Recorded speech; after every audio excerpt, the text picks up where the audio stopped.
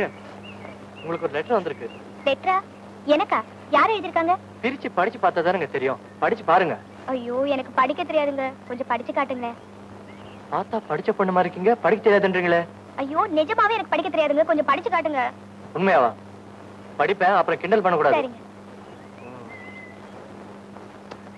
அன்புள்ள காமாட்சி அக்காவுக்கு சின்ன பொண்ணு எழுதுவது. அடடே நம்ம சின்ன பொண்ணு, படிங்க படிங்க. நான் சுகம், நீயும் நம்ம தோழிகளும் சௌக்கியமா? என் புருஷன் என் மேல உசிரியே வச்சிருக்காரு. எப்ப பார்த்தாலும் என்னையே சுத்தி சுத்தி வராரு. வேலை வேலைன்னு எக்கச்சக்கமா வேலை வாங்கிட்டு இருக்காரு. என்னங்க இது? இவன் குடுமையான மனுஷனா இருப்பான் போல இருக்கு. ஐயோ அது இல்லீங்க, நீங்க படிங்க. இது உடம்பு கஷ்டமா இருந்தாலும் மனசுக்கு சந்தோஷமா இருக்கு. இருக்கட்டும்.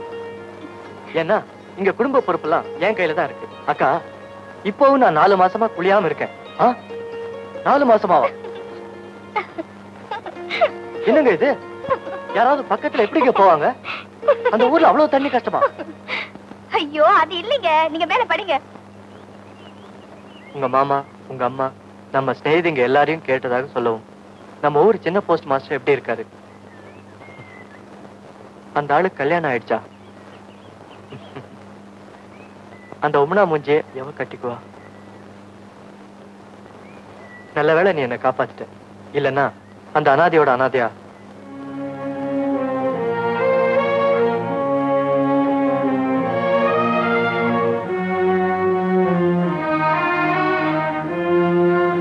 என்னங்க இது?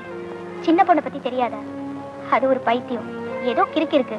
இதுக்கு போய் பரவாயில்லைங்க, உண்மையைத்தானே எதிர்க்காங்க. அவங்க சொன்னாலும் சொல்லாட்டாலும் நான் அனாதை தானுங்க. அந்த அனாதையோட அனாதையா அந்த ஓட்ட வீட்லயே கஷ்டப்பட்டுட்டு இருந்திருப்பேன். அந்த அசடு உன்னை கண்டாலே ஓடுமே. இப்ப எப்படி நல்லா விரட்டுறியா? பிரசவத்துக்கு ஊருக்கு வருவேன். இந்த தபாலுக்கு உடனே பதில் தபால் போடும். இப்படிக்கு சின்ன பொண்ணு. அப்படியே அவளுக்கு ஒரு பதில் எழுதுங்க.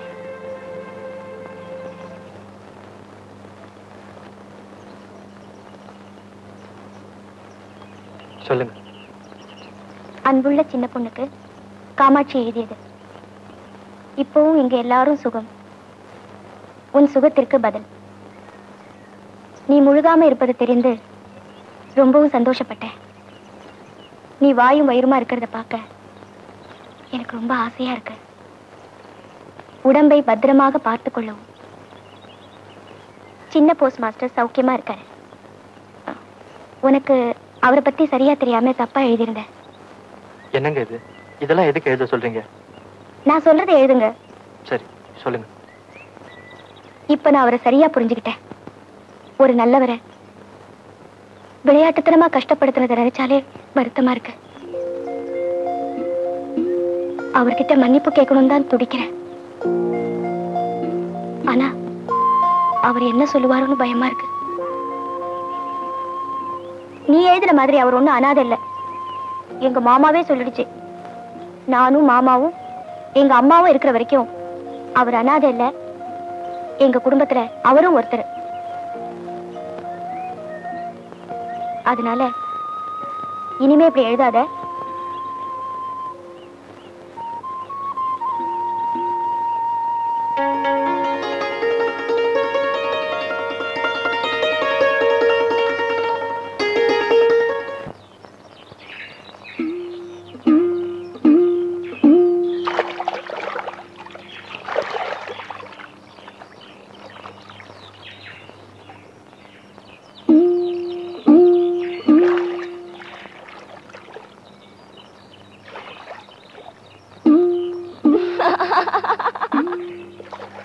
ஐயோ தண்ணிக்குள்ள என்னையா விழுந்து விழுந்து தேடிக்கிட்டு இருக்க? நான் என்ன தேடினா உனக்கு என்னடி? இங்க வம்பு வளர்க்குற வேலை வச்சுக்கிட்ட கொன்னுடுவேன். போடே. நானா வம்புக்கு வரேன்? நீ தானே என்கிட்ட வம்புக்கு வர. இப்போ மரியாதையா போயிடு, இல்ல மேல வந்தனா வாயா பாக்கலாம். ஒரு அடி நகர மாட்டேன். என்ன பண்ணிவிடுவ?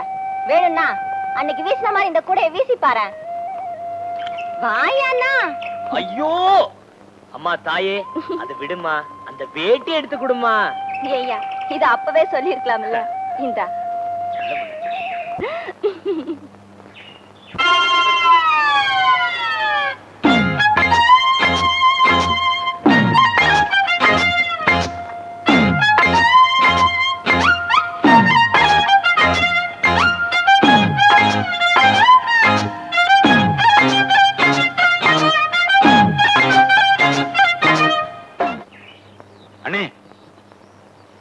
என்னடா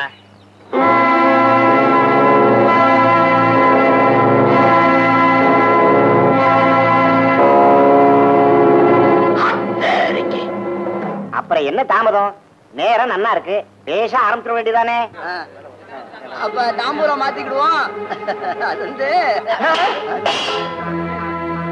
எவன்டா அவன் இந்த வீட்டுல வந்து பொண்ணு கேக்குறவன்? வேற தம்பி, நல்ல காரியம் நடக்கும் இப்படி நடந்துக்கிறியே, இது உனக்கு நல்லா இருக்கா? என்னையா நல்ல காரியம்? யோ பெரிய மனுஷா, முறை மாப்பிள்ள நான் இருக்கப்போ எவனுக்கோ முடிச்சு போட பாக்குறியே, இது உனக்கு நல்லா இருக்கா? முறை மாப்பிளையா? முறை மாப்பிள இத பாரு, நீ முறையா நடந்திருந்தா நாங்க ஏன் அசல்ல பாக்குறோம்? ஓஹோ, இதெல்லாம் ஓ வேலை தானா? இந்த பாரு, நீ பொம்பளை ஆச்சேன்னு உன்னை இது வரைக்கும் விட்டு வச்சிருக்க. என் குடும்ப விஷயத்துல தலையில நீ யாரு? அது உங்க அக்கா போய் கேளு.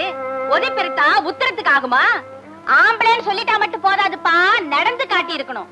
வேலை வெட்டி இல்லாம கோயில் காளையாட்டமா இப்படி நீ ஊரை சுத்திக்கிட்டு வந்தா உன்னை யார் மதிப்பாங்க? பஞ்சாயத்து உன் பொண்டாட்டி அடக்கி பேச சொல்லு, இல்லாட்டி இங்க ஒரு கொலையே விழும். வேலு, நிதானமா பேசு. விவகாரம் நடந்ததுக்கு அப்புறம் 4 பேர் நியாயம் கேட்கத்தானே செய்வான். என்னையா பொல்லாத நியாயம்? நீங்க செஞ்சது நியாயமா? என்கிட்ட என்னையா குறை கண்டுட்டீங்க? இந்த வாரப்பா, உனக்கோ எந்த விதமான வருமானமும் கிடையாது. இன்னைக்கு வரைக்கும் உங்க அக்கா தான் இந்த குடும்பத்தை காப்பாத்திக்கிட்டு வர்றா. இந்த லட்சணத்துல காமாட்சியை வேற கல்யாணம் பண்ணி வச்சு காலமெல்லாம் அவளே உனக்கு உழைச்சு போடணும்னு சொல்றியா?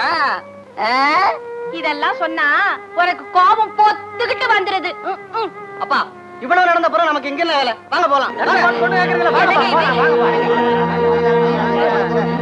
இந்த மாப்பிள படிச்சவன், சொத்து பத்து இருக்குது, கவர்மெண்ட் பஸ்ல வேற வேலை பாக்குறான், கை நிறைய சம்பாதிக்கிறான்.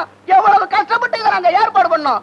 உன் முரட்டுத்தனத்தினால எல்லாத்தையும் கெடுத்து புட்டியே. இனிமே நாங்க அவங்க முகத்தை எப்படி முடிக்க முடியும்? காமாட்சி பிறந்த இடத்துலதான் கஷ்டப்படுறா, போற இடத்துலயாவது சுகப்படட்டுமேனு தான் இந்த சம்மதத்தை பேசி நான் முடிவு பண்ணேன். அவ கொடுத்து வச்சது அவ்வளவுதான். உனக்கு கல்யாணம் பண்ணணும்னா கூட உங்க அக்கா வெள்ளத்தாயி கடன் வாங்கித்தான் கல்யாணம் பண்ணணும். வந்தவங்க கல்யாண செலவை ஒத்துக்கிட்டு அவளுக்கு 10 பவுன் வேற போடுறேன்னு சொன்னாங்க. உன்னால அவளுக்கு கட்ட தாலியாவது வாங்கி தர முடியுமா? நிறுத்திக்கமா, என்னால சம்பாதிக்க முடியும், என் குடும்பத்தை நிச்சயமா காப்பாத்த முடியும். நீ சம்பாதிச்சு குடும்பத்தை காப்பாத்தி வந்தா நானே இதுல தலையிடுறோம். என்கிட்ட பணம் இல்ல, அதான நீங்க பெரிய குறையா நினைக்கிறீங்க. இதையே சவாலா எடுத்துக்கிட்டு நான் சம்பாரிச்சுக்கிட்டு வரல. வா மனுஷனா வா, மவராசனா உன் முறை பொண்ண கல்யாணம் பண்ணிட்டு போ. யாரு வேண்டாங்கிறா?